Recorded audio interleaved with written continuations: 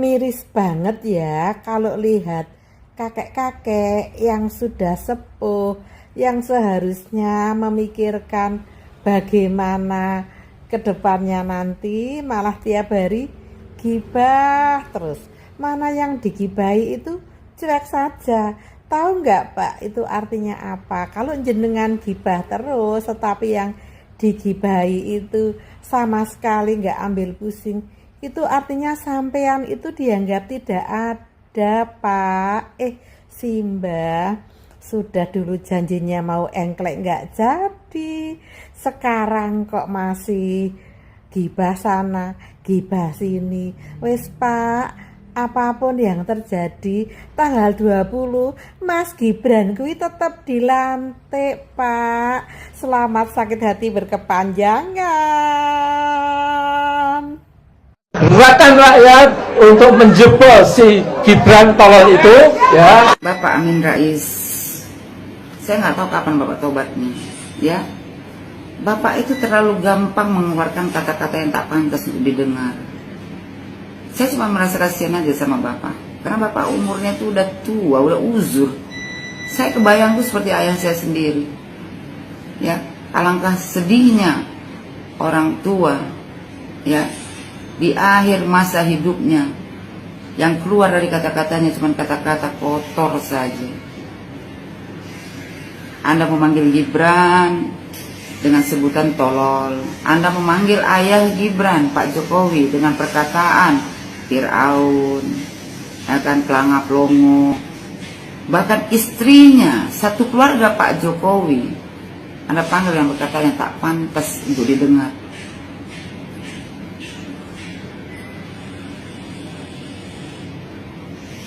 Mudah-mudahan video saya ini sampai ke anaknya Bapak Amin Rais, ya.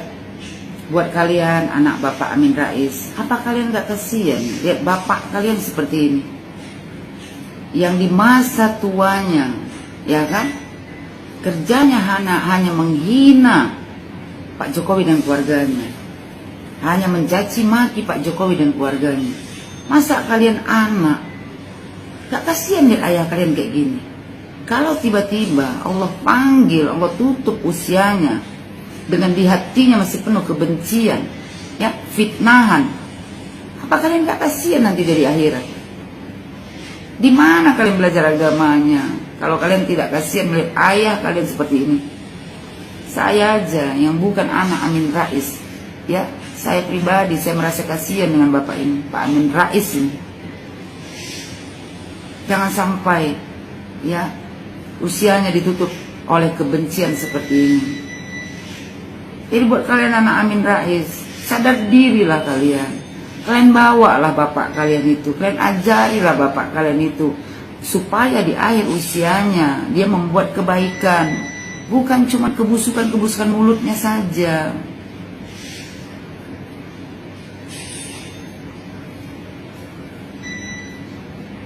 Kalau kalian sayang sama ayah kalian ini, ya, tolong kalian larang dia seperti ini. Mungkin, ya, dia tak sadar karena dia sudah uzur. Jadi yang ada di hatinya cuma kebencian. Setiap hari dia mencaci maki Pak Jokowi. Macam mana pertanggungjawaban dia nanti di akhirat? Sementara Pak Jokowi itu pemimpin. Dalam Islam kita wajib taat kepada pemimpin. Dan dalam Islam kita tak boleh menghina, mencaci maki orang lain. Ya, khususnya buat anak Pak Amin Rais. Tolong kalian nasihati ayah kalian itu. Mungkin dia kurang kasih sayang dari kalian semua. Kalian kurang memperhatikan dia. Jadi dia seperti itu, dengan gampangnya menghina, mencaci maki orang lain. Dia mengaku dia Islam, dia bilang dia tidak membenci, ya kan? Tapi yang dikeluarkan dari mulutnya adalah kata-kata yang tak pantas untuk didengar. Berarti Bapak Amin Rais ini sebenarnya sudah nyanyuk.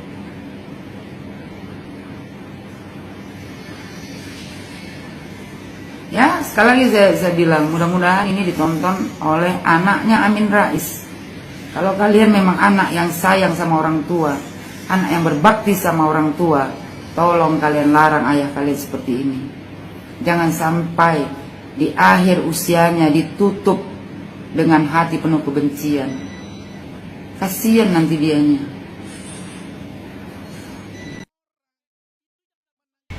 Mbak Amin Rais. Pak Amin Rais. Mbak. Ngomong IKN kota hantu. Ayo Mbak, IKN udah siap Mbak. Ayo Mbak, datang lagi Mbak ke IKN Mbak. Lucu nih Mbak nih. Pak Prabowo menang langsung ke rumah Pak Prabowo. Nak jadi apa Mbak? Ayo Mbak, mano Nazar Mbak?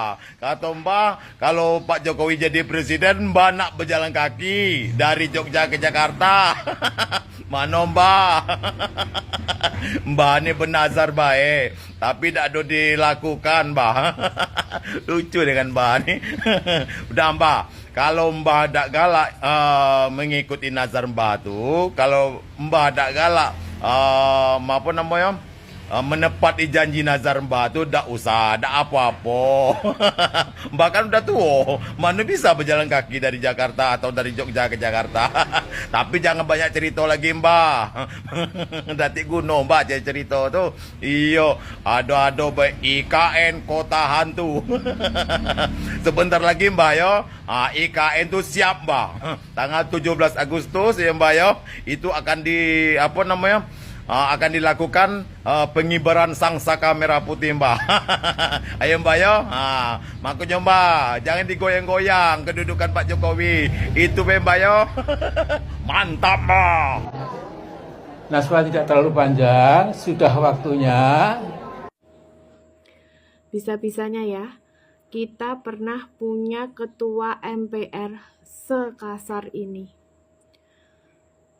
Sejarah Indonesia mencatat, ada tokoh reformasi yang menumbangkan Orde Baru, di mana memberantas KKN katanya. Tapi setelah Orde Baru tumbang, kemudian muncul Orde Reformasi, KKN itu tambah parah. Dan ini beliau orangnya. Pada saat dulu demo teriak-teriak, diem pada saat sudah dapat kursi ketua MPR. Dan teriak-teriak lagi saat sudah nggak dapat kursi. Ini masih tokoh Muhammadiyah nggak sih? Kok bisa ya? Tapi semoga nggak sih. Pak, Bapak akan diem ya kalau misalnya nanti dapat kursi lagi? Ataukah memang tipikalnya seperti ini? Saya tanya, saya nggak seperti Bapak kok langsung menjudge Presiden Jokowi gini, Gibran gini, kurang ajar dan lain sebagainya dengan kata-kata kasar seperti itu. Enggak. Saya tanya, apakah Bapak akan diam jika Bapak dapat kursi lagi? Tanya saya, tanya. Tolong dijawab. Terima kasih. Sebentar lagi Presiden baru mau dilantik Bapak Prabowo Subianto, Amin Rais, nggak dijadiin apa-apa. Katanya mau turunin Bapak Jokowi, tapi sampai sekarang Pak Jokowi nggak turun-turun, akan turut tata dengan hormat.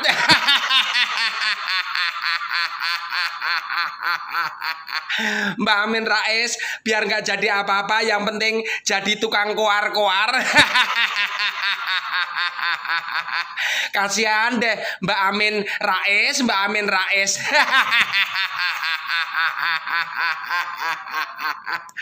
Oke. Media sosial digunakan oleh provokator-provokator yang tiap hari menyerang pemerintah, tiap hari memfitnah pemerintah, merendahkan orang lain. Bagaimana jika kalian menjadi pejabat? Kalian yang sekarang ini masih menerima BLT, PKH, bantuan sosial lainnya, ya, ada subsidi BBM, subsidi listrik, tapi kalian maki-maki yang membuat kebijakan. Kalian manusia tidak berguna jika kalian suka merendahkan orang lain. Bisa dibayangkan jika seorang baku misalnya kalian rendahkan, bagaimana kalian bisa bergaul dengan lingkungan Anda yang hari ini bekerja untuk hari ini kita makan. Kalian adalah orang-orang yang saya anggap gagal, dan didikan orang tua kalian gagal. Kalian manusia-manusia yang saya anggap sebagai sampah demokrasi, bahkan kalau lebih keras lagi, kalian adalah sampah negara. Untuk itu, saudara-saudaraku kalian, anak-anak jenderal, anak-anak Presiden Jokowi, Kang Masih, Gibran, Raka Buming Raka, jangan sampai merendahkan orang lain. Silakan lawan jikalau kalian direndahkan, tetapi kalian jangan merendahkan orang lain. Karena kita hanya beda pendapat, kita hanya beda pilihan, kita hanya beda politik. Tidak ada unsur kebencian dengan pihak manapun. Kemudian yang menjadi tanya, kenapa saya harus bahas Anies Baswedan? Karena Anies Baswedan adalah seorang tokoh yang bikin berisik. Tidak dicalonkan, berisik. Nuduh-nuduh partai politik, menjegal. Dicalonkan kalah, berisik. Semua lembaga negara dipersalahkan, teriak-teriak curang. Jikalau menang juga berisik. Kita ingat ketika 2017, ketika 1 bulan pasca kemenangan, dia rasis. Dia mengatakan kemenangan Mas Anies Baswedan di Jakarta adalah kemenangan pribumi.